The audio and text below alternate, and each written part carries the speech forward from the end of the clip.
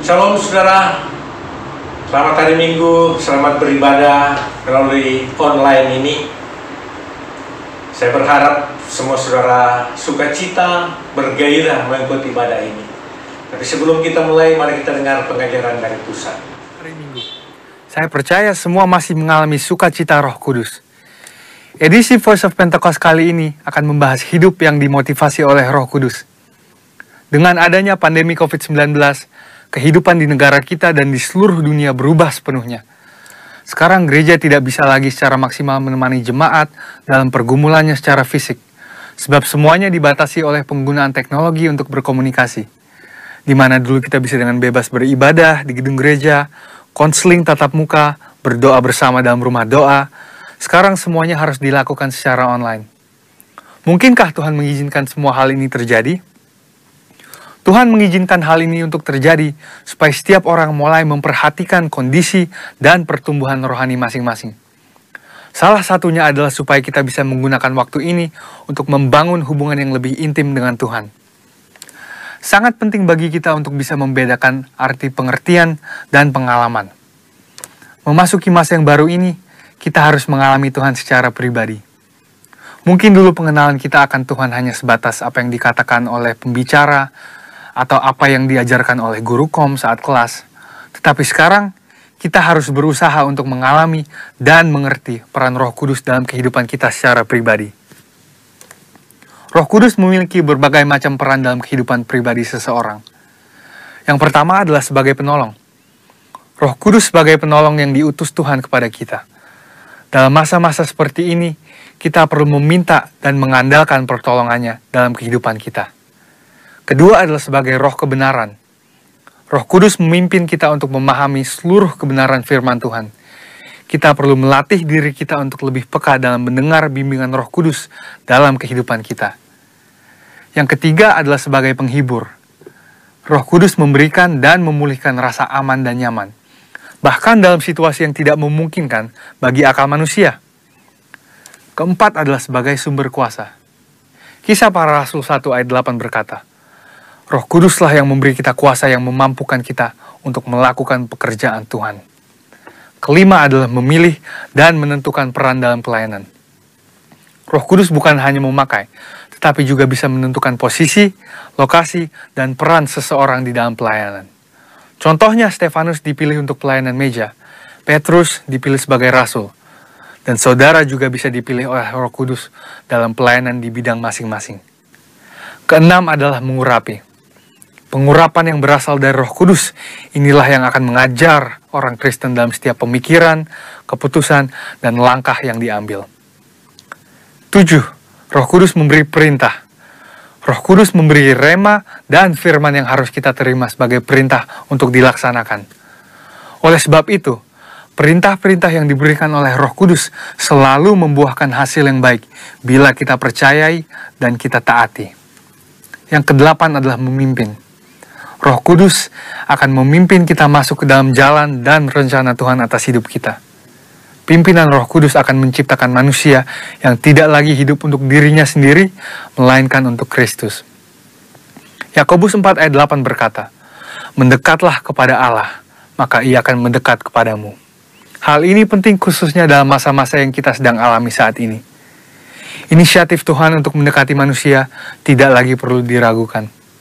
Yohanes 3 ayat 16 berkata, Karena begitu besar kasih Allah akan dunia ini, sehingga Ia telah mengaruniakan anaknya yang tunggal, supaya setiap orang yang percaya kepadanya tidak binasa, melainkan beroleh hidup yang kekal. Di lain pihak, bagian kita sebagai orang Kristen adalah untuk meresponi panggilannya dan mendekat kepadanya. Sebab sebuah hubungan hanya bisa berkembang melalui frekuensi dan kualitas pertemuan. Dan dua hal inilah yang akan menciptakan hubungan yang intim di antara kita dengan Tuhan. Ketika hubungan yang intim telah dibangun, kita akan dapat lebih mengenal pikiran, perasaan, dan kehendak Tuhan. Pengenalan akan Tuhan bisa diumpamakan sebagai sebuah puzzle, yang semakin lama semakin lengkap. Sekali lagi, melalui frekuensi dan kualitas pertemuan kita dengan Tuhan, hubungan kita dengan Dia akan semakin kuat. Orang Kristen khususnya Pentakosta perlu pengalaman rohani dengan Roh Kudus untuk membangun pengenalan akan Tuhan. Pengenalan akan Tuhan tidak akan ada pernah habisnya. Dan itulah sebabnya usaha mengenalnya lewat pergaulan dengan Roh Kudus menjadi keterikatan permanen hingga hari Tuhan itu tiba. Khususnya dalam masa-masa ini, mari kita mengejar Tuhan lebih lagi dan membangun hubungan yang lebih intim dengannya. Alami Roh Kudus setiap hari, selamat hari Minggu, dan Tuhan Yesus memberkati.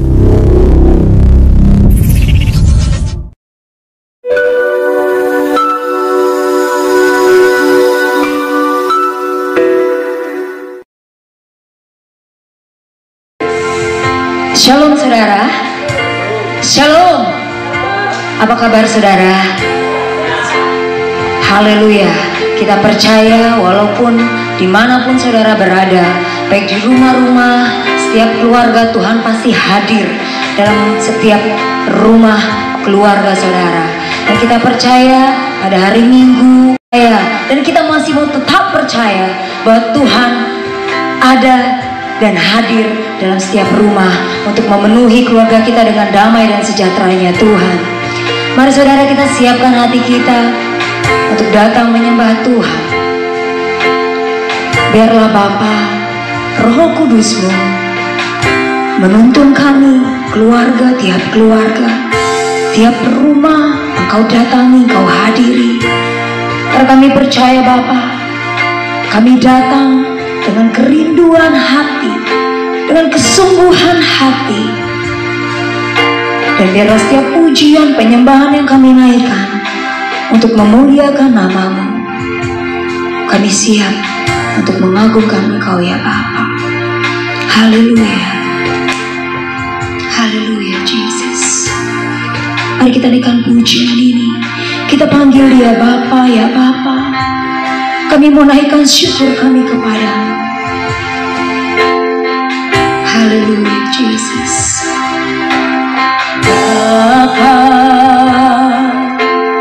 Bapa, ku naikkan syukur padamu. Bapa, Bapa, ku sembah sujud kepadamu. Sekali lagi katakan, Bapa, Bapa, ku naikkan syukur padamu.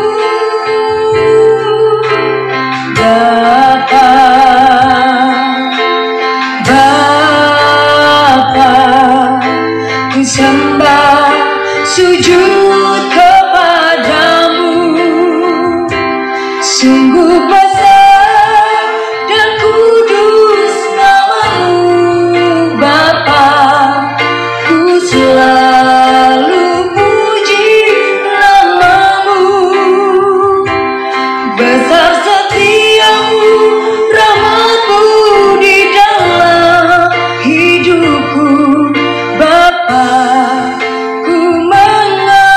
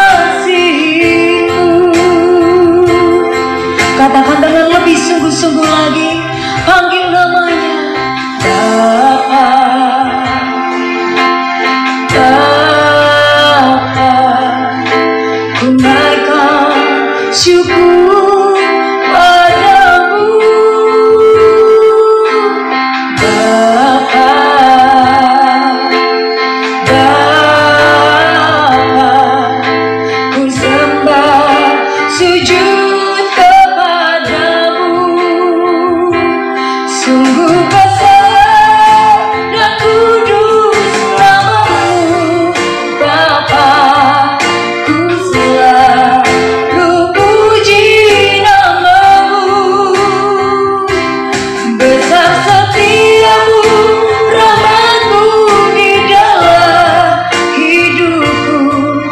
Bapa, ku mengasihi-Mu. Sungguh besar dan kudus nama-Mu, Bapa, ku selalu puji nama-Mu. Besar setiamu, rahmat-Mu di dalam hidupku. Bapa, ku mengasihi-Mu. Sungguh besar dan kudus nama-Mu, Bapa, ku selalu puji nama-Mu. Besar setiamu, rahmat-Mu di dalam hidupku. Bapa, ku mengasihi-Mu. Oh Bapa, Bapa, ku mengasihi-Mu. Oh Bapa, Bapa, ku mengasihi-Mu. Beri kemuliaan yang meriah buat Allah kita. Haleluya, haleluya, haleluya. Oh haleluya, haleluya. Terima kasih Tuhan, kami menaikkan syukur, kami mengagungkan Engkau ya Bapa, ya Bapa. Ya sama karalala ya sama karalala, ya sama karalala. Oh ya lalala ya sama karalala ya sikiri. Haleluya. Oh ya Lord, oh ya Jesus, kami agungkan,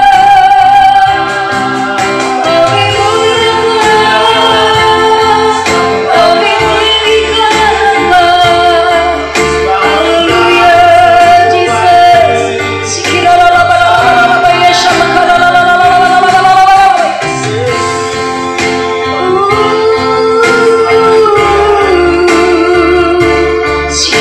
Yes, Jesus.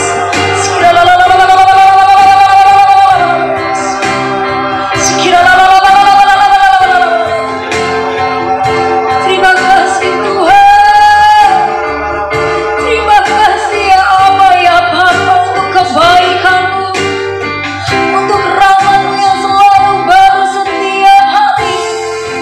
Sikiralala ya sama karalala ya sikiri. Yes, Jesus, Jesus, Jesus.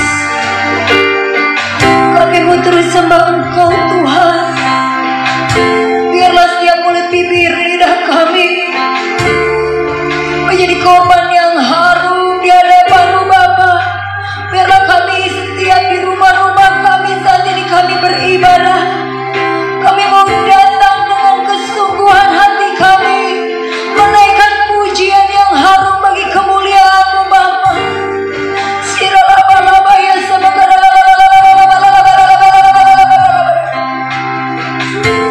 sikiri sikiralala ya sakaralala sikiri sikiralala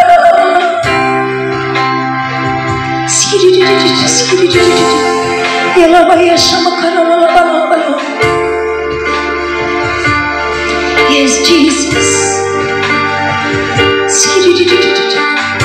Mari saudara panggil dia Bapa, Bapa ya Bapa. Kami menaikkan syukur kepadamu, Bapa, Bapa. Ku naikkan syukur padamu,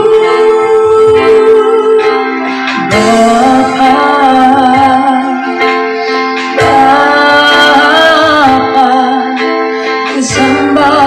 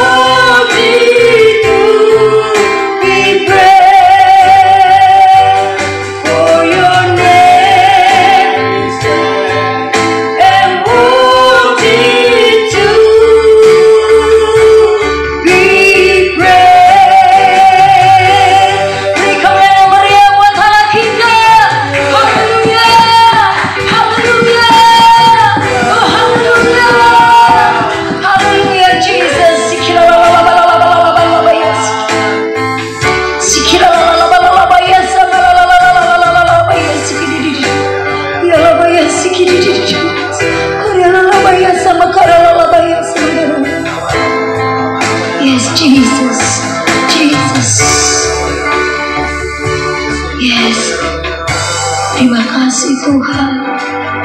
Terima kasih Bapa. Engkau sungguh baik, teramat baik buat kehidupan kami.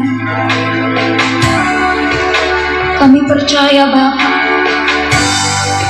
berkat-berkat-Mu terus mengalir dalam keluarga kami. Damai, sukacita, sejahtera, kebahagiaan akan hadir dalam setiap keluarga kami. Terima kasih Bapa. Dan kami mau lebih lagi menikmati indahnya hadirat-Mu. Dan kami mau bersorak-sorak memuji, memuliakan Engkau. Mari saudara kita sama-sama berdoa.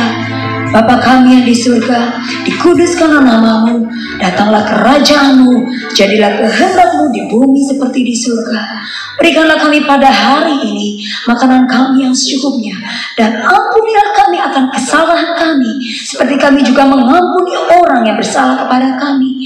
Dan janganlah membawa kami ke dalam pencobaan, tetapi lepaskanlah kami daripada yang jahat, karena Engkaulah yang punya kerajaan dan kuasa dan kemuliaan sampai selama-lamanya. Mari saudara yang siap bersorak memuji Tuhan, sama-sama kita katakan amin, haleluya. Mari saudara, saya undang Bapak Ibu, kita bangkit berdiri.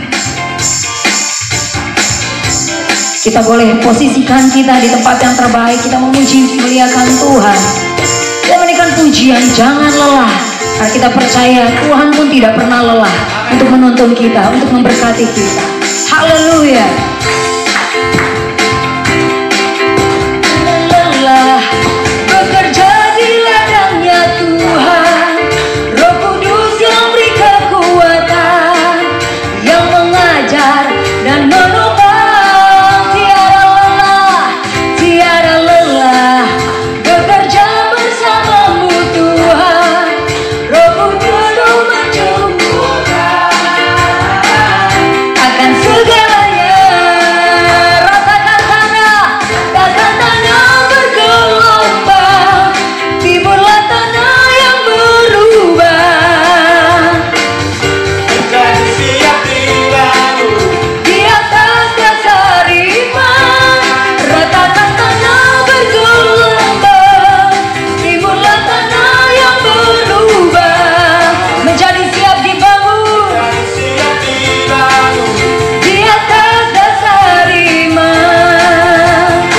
Yes, jangan lelah bekerja di ladangnya Tuhan, Roh Kudus yang beri kekuatan, yang mengajar dan menopang. Katakan tiada lelah, tiada lelah bekerja bersamamu Tuhan, yang selalu mencukupkan akan segalanya. Katakan, ratakan tanah bergelombang, timbullah tanah yang berubah. Dan siap dibangun Di atas dasar iman kita, ratakan tanah bergelombang, timbullah tanah yang berubah. Menjadi siap dibangun di atas dasar iman. Kita mulaikan pujian ini dari awal.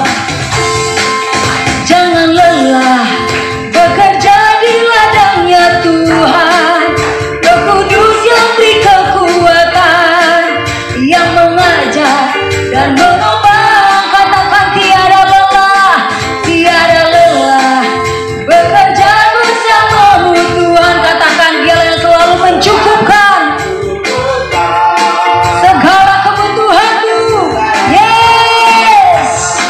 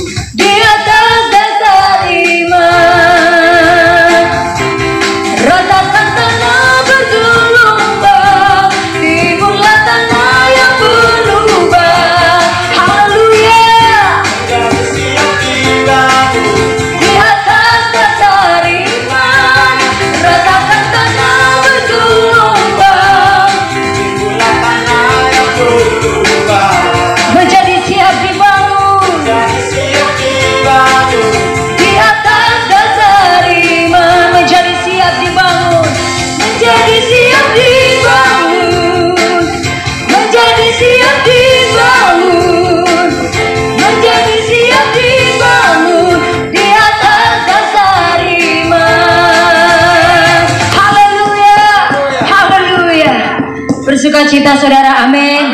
Silakan duduk kembali saudara. Sebentar kita akan mendengarkan kebenaran firman Tuhan. Biarlah firman Tuhan akan menjadi kekuatan kita, kekuatan yang baru buat kita untuk bisa menghadapi kehidupan di saat-saat ini.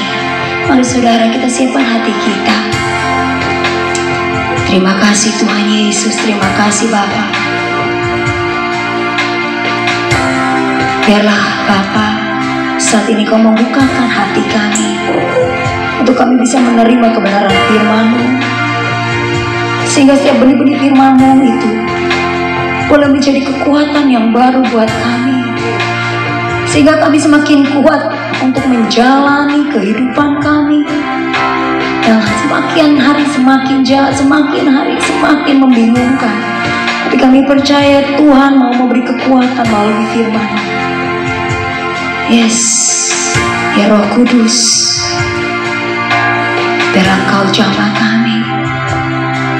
Yes, Jesus.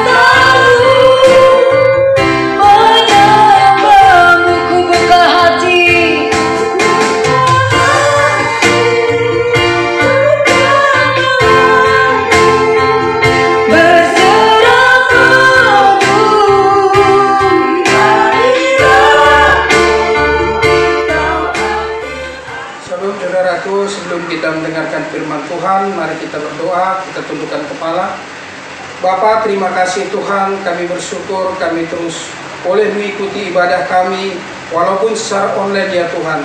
Dimanapun kami berada mengikuti ibadah online ini, biarlah kasih setiamu selalu menyertai kami. Allah Roh Kudus terus menuntun kami, kuasai hati dan pikiran kami Bapa, agar setiap firman Tuhan yang disampaikan hari ini boleh menjadi rema dalam hidup kami. Berkati kami semua ya Bapa, berkati hamba-Mu yang akan menyampaikan kebenaran firman-Mu, sucikan dan kuduskan, layakkan bibir mulut hamba-Mu Bapa untuk menyampaikan kebenaran firman-Mu. Biarlah segala kata kalimat ya Tuhan hanya untuk kemuliaan nama-Mu. Terima kasih Bapa, di dalam nama Tuhan Yesus, haleluya, amin. Saudaraku yang dikasihi Tuhan, dimanapun Anda berada, Saya berharap saudara dalam keadaan sehat dan diberkati Tuhan. Untuk pada kesempatan hari ini kita akan belajar dari firman Tuhan dari seorang hamba Tuhan yang bernama Nuh. Nah, saudaraku yang dikasihi Tuhan, untuk mempersingkat waktu, mari kita buka Alkitab kita dari kitab Kejadian 9, kitab Kejadian 6 ayat 9 sampai ayatnya yang ke-22. Bapak Ibu Saudaraku yang punya Alkitab, silakan dibuka. Kalau ada Alkitab di handphonenya boleh dibuka. Saya akan membacakan dari sini, saudara akan boleh mengikutinya. Saya akan bacakan judul perikopnya Riwayat Nuh. Demikian firman Tuhan. Inilah riwayat Nuh. Nuh adalah seorang yang benar dan tidak bercela di antara orang-orang sezamannya. Dan Nuh itu hidup bergaul dengan Allah. Nuh memperanakkan 3 orang anak laki-laki, Sem, Ham, dan Yafet. Adapun bumi itu telah rusak di hadapan Allah dan penuh dengan kekerasan. Allah menilik bumi itu, sungguhlah rusak benar, sebab semua manusia menjalankan hidup yang rusak di bumi. Berfirmanlah Allah kepada Nuh, Aku telah memutuskan untuk mengakhiri hidup segala makhluk, sebab bumi telah penuh dengan kekerasan oleh mereka. Jadi aku akan memusnahkan mereka bersama-sama dengan bumi. Buatlah bagimu sebuah bahtera dari kayu gofir. Bahtera itu harus kau buat berpetak-petak, dan harus kau tutup dengan pakal dari luar dan dari dalam. Beginilah engkau harus buat bahtera itu: 300 hasta panjangnya, 50 hasta lebarnya, dan 30 hasta tingginya. Buatlah atap-atap pada bahtera itu, dan selesaikanlah bahtera itu sampai sehasta dari atas, dan pasanglah pintunya pada lambungnya. Buatlah bahtera itu bertingkat bawah, tengah, dan atas, sebab sesungguhnya Aku akan mendatangkan air bah meliputi bumi untuk memusnahkan segala yang hidup dan bernyawa di kolong langit. Segala yang ada di bumi akan mati binasa. Tetapi dengan engkau aku akan mengadakan perjanjianku, dan engkau akan masuk ke dalam bahtera itu, engkau bersama-sama dengan anak-anakmu dan istrimu dan istri anak-anakmu, dari segala yang hidup, dari segala makhluk hidup. Dari semua itu haruslah engkau bawa 1 pasang ke dalam bahtera itu, supaya terpelihara hidupnya bersama-sama dengan engkau. Jantan dan betina harus kau bawa, dari segala jenis burung, dari segala jenis hewan, dari segala jenis binatang melata di muka bumi. Dari semua itu harus datang 1 pasang kepadamu, supaya terpelihara hidupnya. Dan engkau bawalah bagimu segala apa yang dapat dimakan. Kumpulkanlah semua itu padamu untuk menjadi makanan bagimu dan bagi mereka. Lalu Nuh melakukan semua itu tepat seperti yang diperintahkan Allah kepadanya. Demikianlah dilakukannya. Haleluya. Saudaraku yang dikasihi Tuhan, judul khotbah kita sore hari ini adalah hidup dalam kebenaran. Saudaraku yang dikasihi Tuhan, dalam ringkasan cerita yang kita baca dalam Alkitab ini, dalam kitab Kejadian 6 ayat 9 ini, kita melihat, kita diceritakan bahwa Nuh adalah orang benar dan tidak bercela di tengah-tengah lingkungan yang jahat pada zaman itu. Jadi semua keadaan pada waktu itu semuanya jahat. Hanya Nuh dan sekeluarga, dan Nuh dan keluarganya hanya itu yang benar. Nah, saudaraku yang dikasihi Tuhan, kalau kita renungkan, mengapa bisa terjadi demikian? Padahal Allah menjadikan dunia ini sungguh amat baik. Bisa kita lihat di Kejadian 1 ayat 31. Kejadian 1 ayat 31. Maka Allah melihat segala yang dijadikan itu sungguh amat baik. Jadilah petang, jadilah pagi, itulah hari yang keenam. Saudara yang dikasihi Tuhan, setelah Allah menyelesaikan segala ciptaannya, itu sungguh amat baik. Allah melihat sendiri ini. Allah yang mengatakan bahwa Allah melihat segala ciptaannya sungguh amat baik. Tetapi pada zaman Nuh ini semuanya sudah rusak. Hanya Nuh seorang diri yang benar di hadapan Allah. Nah, saudara yang dikasihi Tuhan, setelah manusia jatuh ke dalam dosa, hati manusia itu cenderung berbuat dosa, cenderung melakukan segala yang jahat. Kalau kita perhatikan, seorang anak kecil kalau kita biarkan, dia akan ganggu temannya, dia akan pukul temannya. Padahal kita nggak ngajarin seperti itu. Ya kita ajarin yang baik. Itulah yang dimaksud kecenderungan. Nah kita pun, kalau kita tidak tanpa firman Tuhan yang ada di dalam hati kita, kita akan melakukan segala yang jahat untuk kepentingan diri kita sendiri. Nah itulah kecenderungan manusia pada waktu itu. Nah manusia terus mempengaruhi dari satu ke yang lainnya, sehingga pada waktu itu semua manusia itu sudah jatuh ke dalam dosa, sudah cenderung untuk berbuat jahat. Tidak ada yang memperingatkan lagi. Kalau 1 banding 100 ribu, bagaimana bisa mengingatkan? Nah oleh sebab itu hanya Nuh yang seorang diri, yang satu keluarga itu tidak terpengaruh oleh itu. Nah, maka kita bisa lihat di Kejadian 6 ini, di ayat yang kelima, ayat yang sebelum kita baca tadi, dikatakan di sini, ketika dilihat Tuhan bahwa kejahatan manusia besar di bumi, bahwa segala kecenderungan hatinya membuahkan kejahatan. Di ayat yang ke-6, maka menyesallah Tuhan bahwa Ia telah menjadikan manusia di bumi. Tuhan menyesal menjadikan manusia di bumi. Nah, saudara yang dikasihi Tuhan, tetapi karena ada satu orang benar, satu keluarga orang benar, Tuhan tidak memusnahkan dunia ini.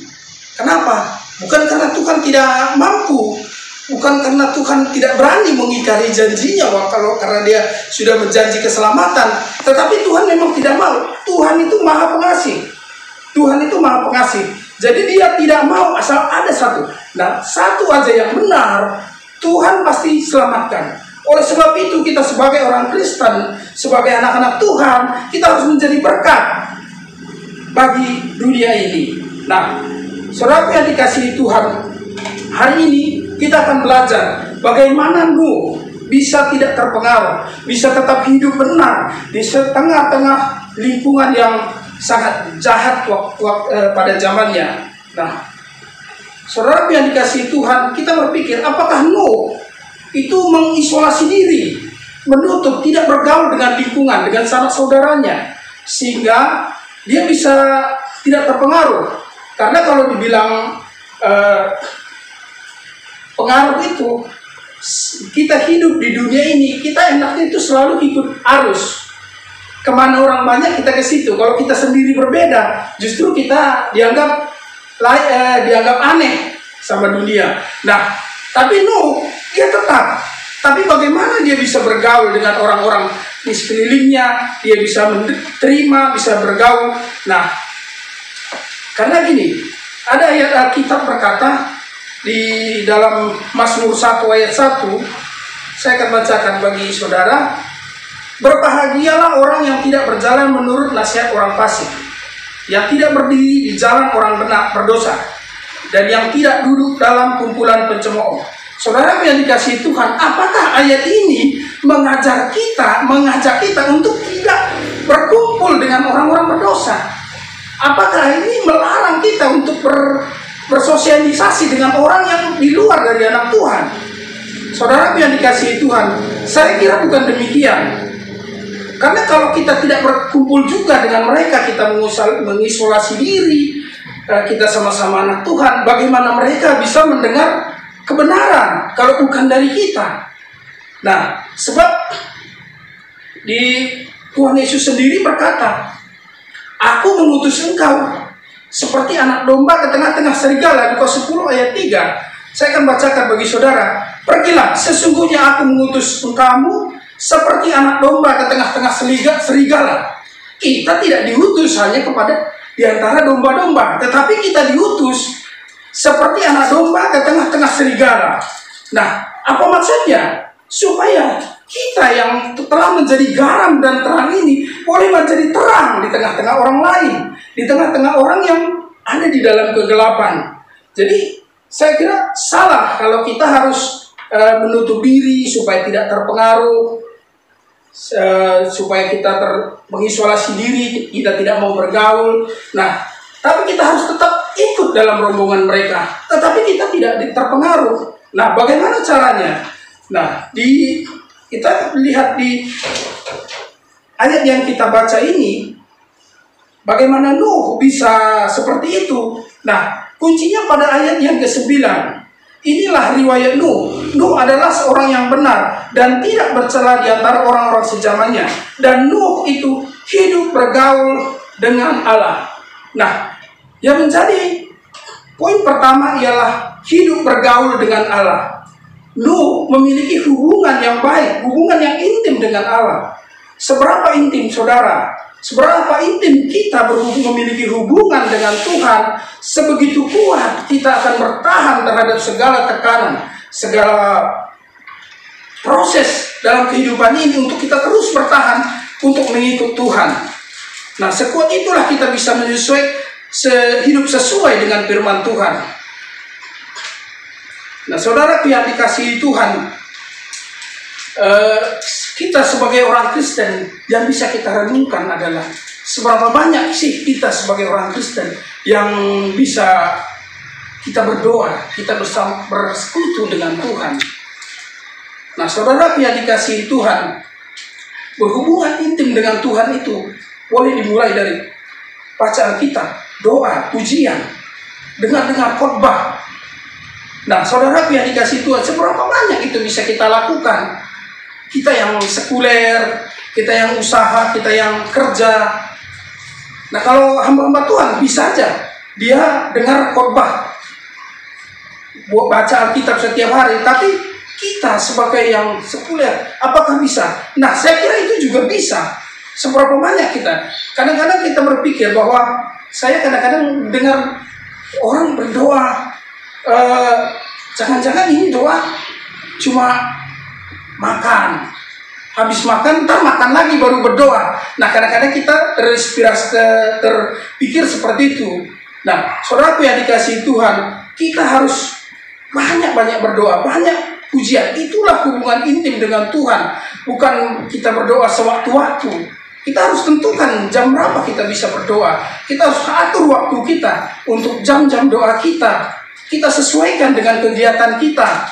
Nah, bukan sewaktu-waktu, sewaktu ingat iya, sewaktu enggak, ya sudah. Nah, saya kira itu bukan itu yang dimaksud Tuhan. Jadi kita harus mengaturkan waktu kita. Walaupun kita seorang pengusaha, seorang kerja, doa itu enggak lama. Yang penting kita bisa ingat Tuhan, ingat kebaikan Tuhan di saat-saat tertentu. Itu adalah benteng untuk kita tetap hidup dalam hadirat Tuhan. Saudaraku yang dikasihi Tuhan, kita berangkat dari rumah ke tempat kita bekerja saja, itu godaan banyak. Nah, itulah yang pertama. Jadi hidup intim dengan Tuhan melalui doa, pujian, penyembahan, baca Alkitab, dengar khotbah. Nah, kemudian yang kedua, miliki iman yang teguh. Saya melihat di dalam konteks kita ini, Nuh memiliki iman yang teguh. Kenapa? Karena Nuh sebenarnya tidak mengerti.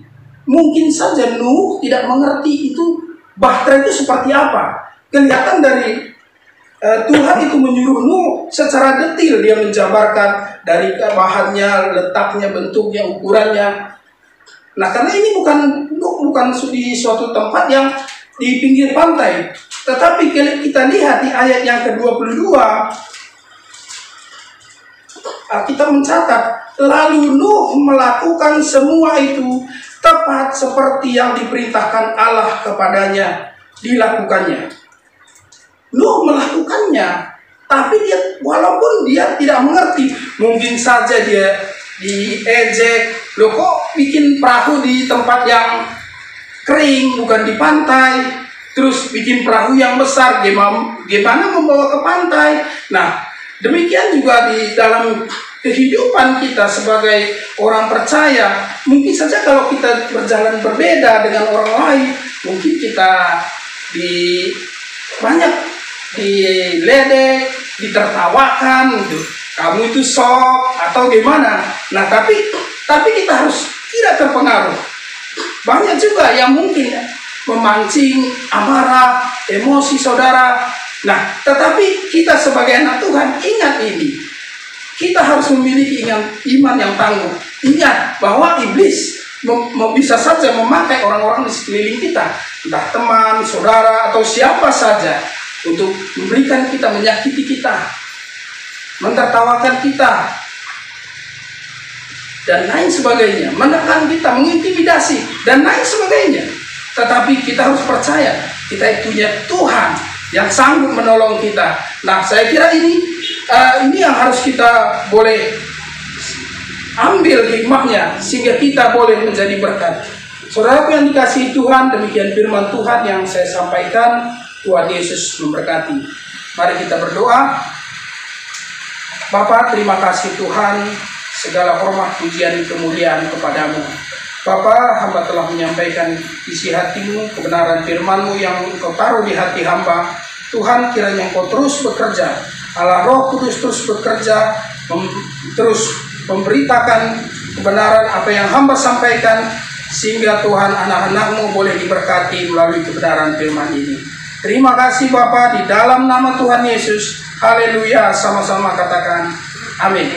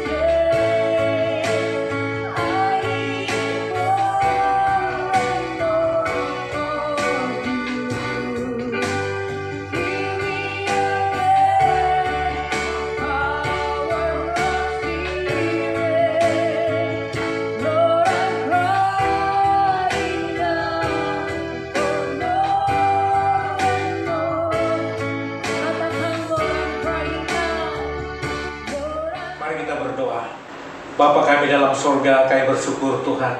Oleh karena hari ini kami masih bisa beribadah kepadamu walaupun melalui online Tuhan. Dan kami percaya Tuhan ada di mana-mana. Di gerejamu, di rumah kami, karena sekarang rumah kami jadi gereja kami Tuhan. Kami bersyukur senantiasa. Rahmat-Mu, anugerah-Mu senantiasa berlimpah dalam gerejamu Tuhan. Terima kasih Bapa, Amba berdoa untuk jemaat-Mu yang beribadah di rumah. Kau melawat mereka, menyertai, memberkati mereka Tuhan.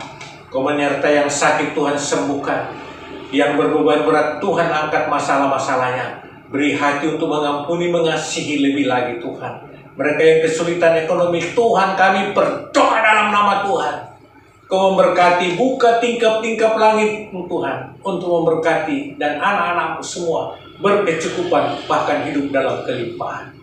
Terima kasih Tuhan. Bapak kami berdoa untuk negara kami, bangsa Indonesia ini. Tuhan berkati presiden kami, wakilnya, para menterinya, berkati semua Tuhan. Kami percaya Tuhan bahwa COVID-19 ini kami perkatakan dalam nama Yesus, diam, tenanglah. Demikian juga kami melihat dan kami mendengar bahwa resesi ekonomi terjadi di seluruh dunia, bahkan Indonesia. Kami berdoa dalam nama Tuhan Yesus, resesi ekonomi, diam, tenanglah. Bapa, terima kasih Tuhan. Berkati gereja-Mu, GBI Grand Resident ini Tuhan. Wilayah di mana ada perumahan Grand Resident City, Desa Cijengkol, di Kecamatan Setu, Kabupaten Bekasi. Tuhan berkati Tuhan. Berkati Bapak, Kau tahu hati kami Tuhan. Kami ingin Tuhan tempat yang permanen. Biarlah itu waktu Tuhan saja yang akan menyebabkan terjadinya segala sesuatu Tuhan. Bapak, terima kasih Tuhan. Berkati Tuhan hamba-hamba-Mu yang melayani dalam ibadah online ini Tuhan. Berkati Tuhan pemain musik, WL, pengkhotbah, kami semua.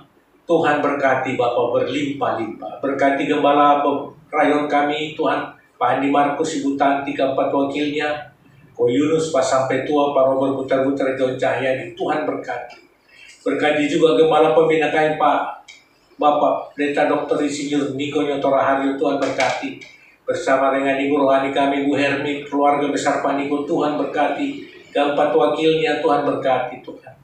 Terus Kau pakai gereja-Mu ini untuk berjalan dalam Pentakosta ketiga untuk menuntaskan amanat agung nasional, amanat agung Tuhan Yesus. Bapa, terima kasih Tuhan. Kasih yang berlimpah-limpah, rahmat-Mu berlimpah-limpah Tuhan. Kami berdoa 1 minggu ke depan ini terus Tuhan tuntun kami dalam kuasa-Mu, dalam pengertian-Mu. Kami mau hidup di dalam firman-Mu ya Tuhan. Terima kasih ya Bapa. Berkati persembahan yang telah kami kumpulkan Tuhan untuk kemuliaan dan kebesaran nama.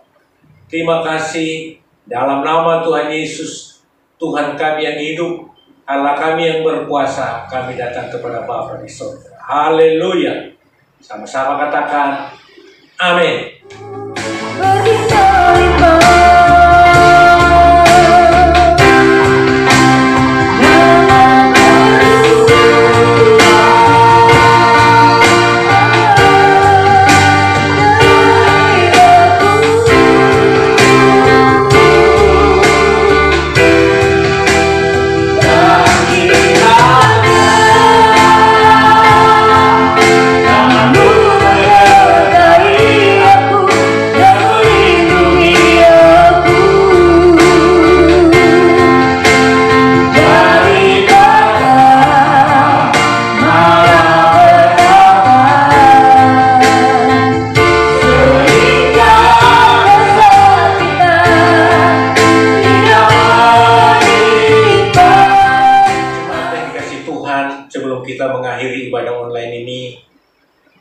Buka hati saudara, angkat tangan, dan terimalah berkat dari Allah Bapa. Berkat kasih karunia, damai sejahtera, sukacita yang berlimpah-limpah dari Allah Bapa di dalam putranya Yesus Kristus, dan persekutuan yang manis dengan Roh Kudus turun atas jemaat semua pada hari ini, dan atas pertolongan Tuhan engkau akan dituntun, disertai, dan diberkati dalam pekerjaanmu, dalam usaha, dalam keluargamu, dan kemanapun engkau pergi dibuat berhasil. Di dalam nama Tuhan Yesus, kita yang percaya dan sudah terima berkat Tuhan, sama-sama katakan amin. Haleluya.